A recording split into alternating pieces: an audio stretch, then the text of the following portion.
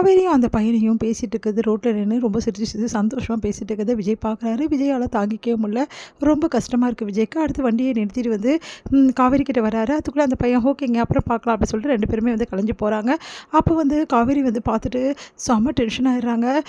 வந்து விஜயை நீங்கள் எப்படி இங்கே என்னை வேவ் பார்க்க வந்தீங்களா அப்படின்னு கேட்குறாங்க. நான் ஏங்க அப்படிலாம் வரேன், நான் ரோட்டில் அவங்கள ட்ராப் பண்ணிவிட்டு வந்துகிட்டே இருந்தேன். அப்போ பார்த்தா ரோட்டில் நின்று பேசிட்டு இருந்தீங்க, சரி தெரிஞ்சவங்களாச்சும் வண்டியை நிறுத்தினேன், இது ஒரு தப்பாங்க அப்படின்னோடனே அதானே பார்த்தேன், சரி சரி பேசுனீங்களே என்ன ஆச்சு அப்படின்னோடனே எனக்கு அந்த பையனை ரொம்ப பிடிச்சிருக்குங்க, அவரும் நானும் நிறைய விஷயங்கள் வந்து ஷேர் பண்ணிக்கிட்டோம், எங்களுக்குள்ளே நிறைய ஒத்து போகுதுங்க, அவர் ஐடி கம்பெனியில் ஜாபில் இருக்கார், அதே மாதிரி நானும் என்னோடய வேலையும் அவருக்கு ரொம்ப பிடிச்சிருந்தது, என் வேலையை பற்றி எவ்வளோ உயர்வாக பேசினார் தெரியுமா, எவ்வளோ தன்மையாக பேசினார் தெரியுமா, அவர்கிட்ட பேசிகிட்டே இருக்கலாம் போல தோணுதுங்க, அந்தளவு தன்மையானவர், நீங்களும் இருக்கீங்களே பட்டுன்னு கோவப்பட்டுக்கிட்டு லேடிஸ்கிட்ட எப்படி பேசணுன்னு அவரை பார்த்தோன்னே தெரியுது, அந்த அளவு சூப்பராக பேசுகிறாரு, அதனால் எனக்கு அவரை கல்யாணம் பண்ணிக்கிறதுல எந்த பிரச்சனையும் இல்லை, நான் அம்மா கிட்ட சொல்லிவிட்டு ஃபர்தராக என்ன மூவ் பண்ணோம் அப்படின்னு சொல்லிட்டு பார்க்க போகிறேன்.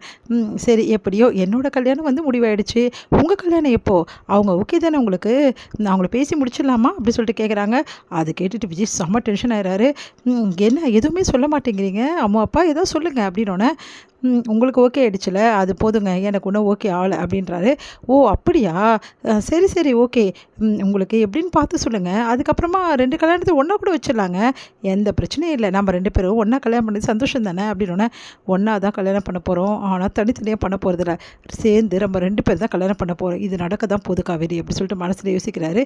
என்னங்க ஏதோ யோசிச்சுட்டே இருக்கீங்க அப்படின்னோடனே ஒன்றும் இல்லைங்க, உங்களுக்கு அந்த மாப்பிள்ளை ரொம்ப பிடிச்சிருக்குல்ல, ஆமாங்க ரொம்ப ரொம்ப பிடிச்சிருக்கு, சரிங்க பேசிடலாம் ஒன்றும் பிரச்சனை இல்லை பேசி முடிச்சிடலாம் அப்படின்னோடனே தேங்க்ஸுங்க, நீ இந்த அளவு வந்து கோஆப்ரேட் பண்ணுவீங்கன்னு நினச்சி கூட பார்க்கல, நான் நினச்சேன் உங்களுக்கு நீங்கள் வேணாம் கல்யாணம் அப்படி சொல்லுவீங்க, என் கல்யாணம் அப்படின்னு நினச்சேன், பரவாயில்லையே இந்த அளவு இம்ப்ரூவ்மெண்ட் இருக்கே உங்ககிட்ட, சூப்பருங்க, சரிங்க நான் கிளம்புறேன் அப்படின்றாங்க. சரி வாங்க உங்களை நான் ட்ராப் பண்ணிடுறேன் வீட்டில் அப்படின்னோடனே பரவாயில்லைங்க நான் இவ்வளோ தூரம் வந்துட்டேன்ல நான் வீட்டுக்கு போகிறேன் அப்படின்றாங்க.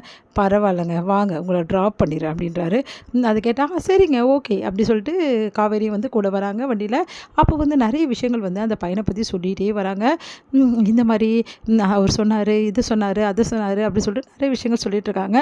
உண்மையிலே அப்படிப்பட்ட மாப்பிள்ளை தான் எனக்கு கிடைக்கணும் தான் இவ்வளோ நாள் நான் கல்யாணம் பண்ணாமல் தள்ளி போச்சு போட்டிருக்கு, இந்த விஷயம் எனக்கு தெரியாமல் இவ்வளோ நாள் நான் கல்யாணம் வேணாம்னு சொல்லியிருந்தேன், அதுவும் நல்லது தான் நான் கல்யாணம் வேணாம்னு சொன்னது, அதனால தான் நான் இந்த மாதிரி ஒரு சேமான பையன் வந்து எனக்கு கிடச்சிருக்கான், உண்மையிலே எனக்கு சந்தோஷமாக இருக்குங்க, அந்த பையனை நினைக்கும் போது அவ்வளோ சந்தோஷமாக இருக்குது அப்படி சொல்லிட்டு நிறைய விஷயங்கள் சொல்லிகிட்டே வராங்க. இதெல்லாம் கேட்க கேட்க வயிறாக எரியுது நம்ம விஜய்க்கு, செம்ம டென்ஷனாக இருக்கார். அப்படியே பார்த்து வேறு வழி இல்லாமல் வண்டி ஓட்டிகிட்டு இருக்காரு. வண்டியை போட்டு பிரேக் போட்டுகிட்டே இருக்காரு. அதை பார்த்த காவேரி என்னங்க நீங்கள் வண்டியை கூட ஓட்ட தெரியல உங்களுக்கு, இப்படி பிரேக் போடுறீங்க அப்படின்னோடனே ஒன்றும் இல்லை அப்படின்னோடனே எங்கேயோ தீஞ்ச வாசை அடிக்கிற மாதிரி இருக்கே அப்படின்றாங்க. என்ன கலாய்க்கிறீங்களா அப்படின்றாரு. அதெல்லாம் ஒன்றும் இல்லைங்க நான் சும்மா சொன்னேன் அப்படின்றாங்க. உண்மையிலே சொல்கிறேனே எனக்கு இந்த கல்யாணத்தில் ரொம்ப பிடிச்சிருங்க, முதல்ல கல்யாணம்னா எனக்கு வெறுப்பாக இருந்தது, எப்படிப்பட்ட பையன் கிடைப்பானோ, அவன் எப்படி நம்மக்கிட்ட பேசுவானோ, என் குணத்துக்கு அவன் செட் ஆவானா அப்படி சொல்லிட்டு யோசனையாக இருந்தது. ஆனால் இப்போ அந்த பையனை பார்த்துட்டு வந்தோம் நிம்மதியாக இருக்குது.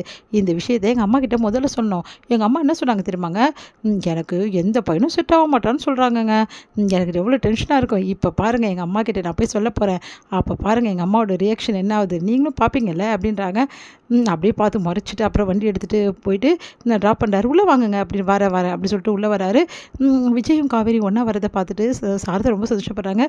எதுவும் நடக்கலை போட்டிருக்கே, நம்ம பொண்ணு வராளே அப்படி சொல்லிட்டு, அம்மா இங்கே வா உனக்கு சந்தோஷமான விஷயம் ரெடியாக இருக்குது, வழியில் நிறுத்தி ஸ்வீட் வாங்கினது நல்லதாக போச்சு, இந்தம்மா ஸ்வீட் சாப்பிடு அப்படின்னு சொல்லிட்டு கொடுக்க, எதுக்குடி ஸ்வீட்டு அப்படின்னோடனே வேறு எதுக்கு, எனக்கு கல்யாணம் நிச்சயமாயிடுச்சு, என்னடி என்கிட்டயே சொல்லிட்டேன் கல்யாணம் நிச்சயம் ஆயிடுச்சுமா, நிச்சயம் நம்ம அதுதானம்மா, இதுக்கப்புறம் நீ வேலையை பார்க்க ஆரம்பிக்கலாம் அப்படின்னு அப்படியே அதிர்ச்சியாக பார்த்துட்டு இருக்காங்க. என்னடி சொல்கிற அப்படின்னு. ஆமாம்மா அந்த பையன்கிட்ட பேசிட்டேன், அந்த பையனை எனக்கு பிடிச்சிருக்கு, நீ என்ன சொன்ன, எந்த பையன் உனக்கு பிடிச்சிருக்கோ அந்த பையனை பேசி முடிக்கலாம் சொன்னல, இப்போ எனக்கு அந்த பையனை பிடிச்சிருக்குமா, அதனால் பேசி முடிச்சிடலாம், எந்த பிரச்சனையும் கிடையாது, அது அவங்க வீட்டில் எப்போ வராங்க எது வராங்க நான் கேட்டு சொல்லிடுறேம்மா, அவர் தான் மெசேஜ் அனுப்புறாருமா, ஒரு நிமிஷம் அப்படி சொல்லிட்டு காவேரி உள்ளே போகிறாங்க. இதை பார்த்து சாரதா தவிச்சு போய் நிற்கிறாங்க.